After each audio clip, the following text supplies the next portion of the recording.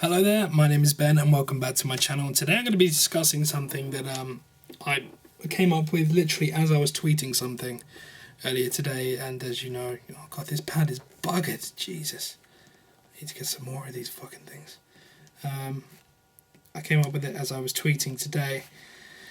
And it's all to do with trying to make future zombies, slightly more interesting for the kind of veteran player, because it's getting a bit dull, to be honest. And I think that we need to invent ways as a community to brighten up the future versions of ourselves days. Now, we've had perks. We know how perks work. Everyone can buy perks, and it means that everyone can essentially be equal in a game. But what if being equal no longer became an issue? I don't think that equality in zombies, other than professional, there are tournaments in zombies, believe it or not, time-based tournaments, how quickly you can get to round 25 on solo, actually playing against someone else. There are various tournaments. There are paid tournaments in the UK as well for zombies as well. We're hosting some this winter as well, which would be quite cool. First time we're doing it. But equality within game, I'm not sure it's as important as Treyarch think it is. Now, that is a complete waste of my page, so I will reuse that later. But I wanted to make a point by scrubbing it out. Masks. Okay. Masks has an obvious meaning, something you wear on your face, but there's also a metaphorical meaning, which kind of is to hide behind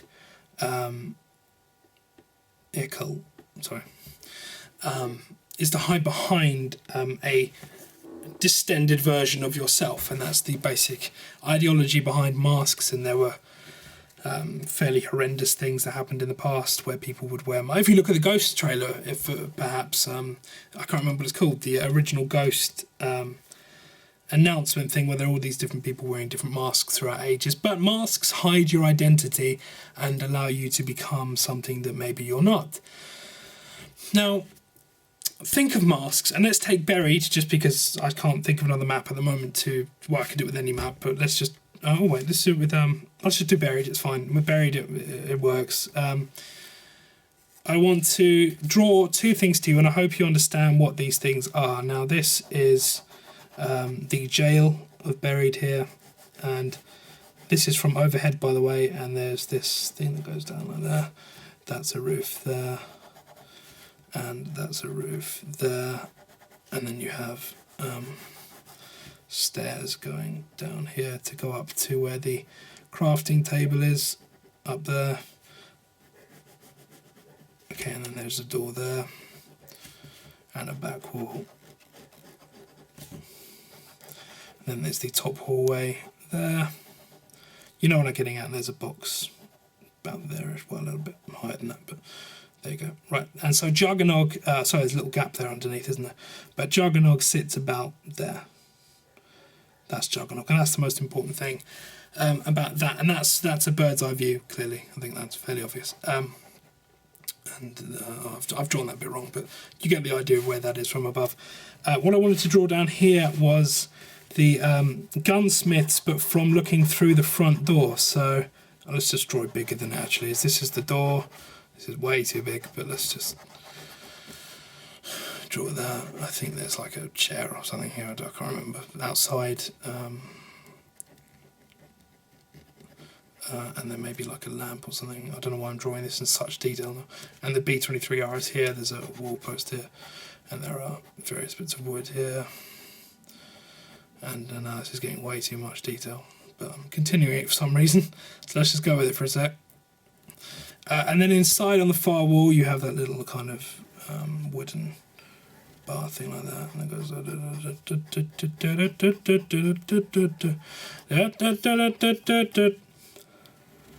Okay, that's the generic. That's a general idea. And on the back here, you have those chalk guns that you can pick up.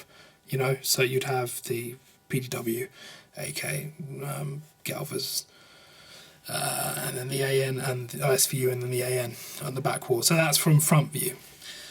Let's imagine, just taking buried as an example, just because this is the wall I wanted to use for some reason, that on this wall hung 4 really creepy looking metal masks. All of them look slightly different, and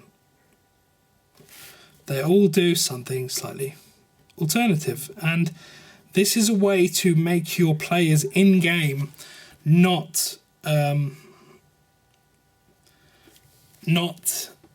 similar.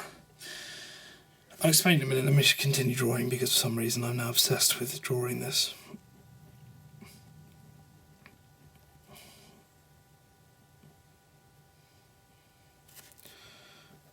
I don't know why. Suddenly that one looks like the international bloody plug wall socket thing. And then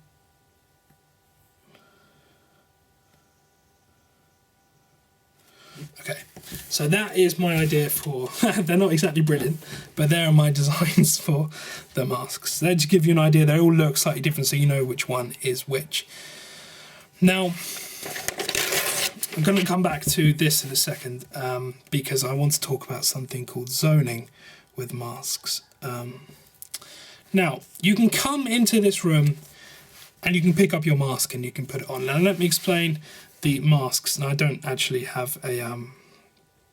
okay, let's call it the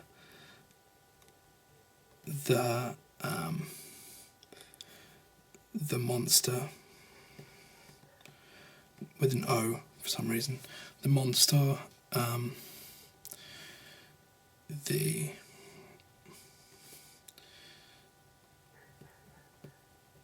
evangelist. I can hear a dog barking. It's creepy. The monster. No, the monster. The evangelist. What the fuck was that one? The pulse. Pulsar, technically. And what's the last one? So monster. Oh, and the hidden. Of course, the most important one. The hidden. Double D-E-M. Right. Those are the 4 masks. Monster is this one on the end with the kind of zip for eyes. Evangelist is the one that looks like a plug. Pulsar is the one with the cross and the 1. And the hidden is the one over here with the 3. He looks almost sad. He looks really surprised, very sad, half dead, just mental on the end. Now, let's talk about what these masks do. They don't do an incredible amount. They're not overpowered, but they make your characters... I'm not farting, by the way. It's this chair. Look, I promise you, I can't keep that amount of wind up. I know it stopped as I'm trying to prove I'm not doing it right. Oh, no, it started again now. Brilliant. So, there it was. The monster. Let's start with him. When you put the monster mask on, you get unlimited ammo. Now, what happens is this. When you put a mask on, you put it on, however, the effects will only last for 4 seconds and recharge over 25 seconds. So, you have the effect, masks. Effect lasts for 4.15 secs. The recharge is somewhere between 20 and 25 seconds. I can't work it out what feels slow and what feels fast. So somewhere between there. So when you put the monster mask on, you don't see anything different. It doesn't act, and maybe the sides, it adds like a vignette thing to your screen, so the sides look a bit darker. Not quite as what was it? Was it Blast Shield? I can't remember. On Modern Warfare 3 or 2, can't remember where you put that thing on, and then suddenly the whole screen goes like black because you're wearing this kind of shield. I can't remember what it's called. But the monster gives you unlimited ammo. When you press, what is it, right or left on the D-pad. So you're going to be wearing that mask the whole time, But when you want to use it, you press right or left, I can't remember which it is, and you get 4 seconds of unlimited ammo. Then you go back to being standard, and the recharge is that. And I think that's not too bad.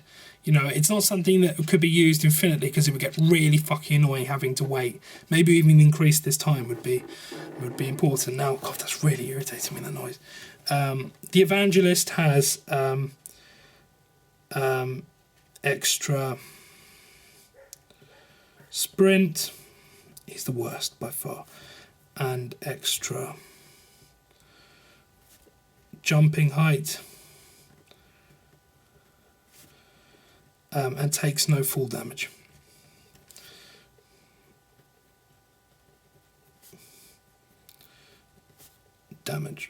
For 4 seconds, remember, so it's not overpowered, it's not a PhD or anything. It's saying, I'll tell you where that would be useful if you are, again, playing something like Buried, and you, there are the mines, and you go up the one behind the gunsmiths, and there's that big drop, and if you don't catch it right, you can fall off. So if you quickly press left on the numpad to activate the Evangelist, you wouldn't get any full damage. So you wouldn't die if you're quick thinking. If not, then you will of course die. So extra sprint and extra jumping height just to make it slightly more useful, because it was just going to be no full damage, but I thought that addition would be a little bit better. Now, my second favourite would be, these are by far the worst of these two. So if I was playing this, I would either want to be the Pulsar or the Hidden. The Pulsar has one charge, so instead of the 4-second thing, he gets to use it once. So he just goes dum, and it will work. It still has to recharge over maybe even a longer period of time for the Pulsar. What the fuck? Ether Freeze.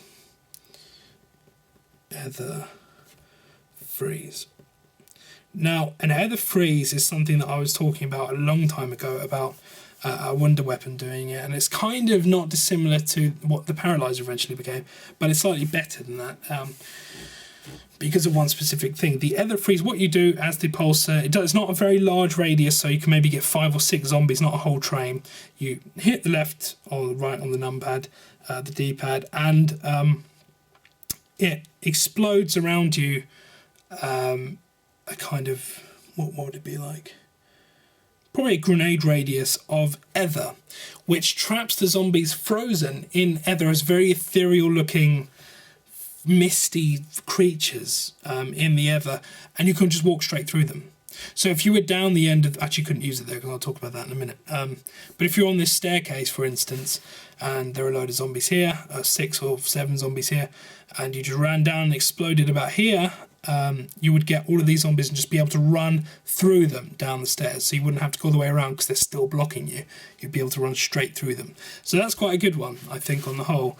That's the one I'd kind of like. But Hidden, I think, is probably my favourite of all of these, which is 4.15 seconds of invisibility. And remember, these will only be available in multiplayer. These won't be available in solo because it would be a bit gay. So it's essentially like having Scavenger Aid, but for Scavenger Aid? Sorry, Vulture Aid. Jesus, I went back to its original fucking name. That's horrendous. Vulture Aid, sorry. For 4.15 seconds, so invisibility. That, however, is invisible to both players and zombies. Completely invisible to players and zombies. Can't see a name above the head, can't see anything. That would be a very fucking good thing for Grief. Really good. And I think you can probably figure out why that would be so useful. Even 4.15 seconds would be fucking useful for that. So that's the general idea of these 4 masks. Now, to make sure that they're not overpowered and to make sure that they have a little bit of irritation, because I like to chuck in some irritation when using them. I was talking about this area here. The masks, you can enter this area if you're wearing a mask. You can do that, you can get into this area. But you can't buy the perk. You can't buy a wool weapon with a mask on. You can't rotate the box, you can't pack a punch with the mask on. So you have to run back, put your mask down, and go back to subsequently buy a jug. If you're in here and you buy a jug, nothing will happen. It won't even give you the prompt to buy a jug because you still have your mask on. That's the reason I wanted to make it irritating, because this is kind of, it's not OP at all, because it's really not OP at all, but having this irritation, I think, would keep me slightly happy, I think, because I like things have to be irritating.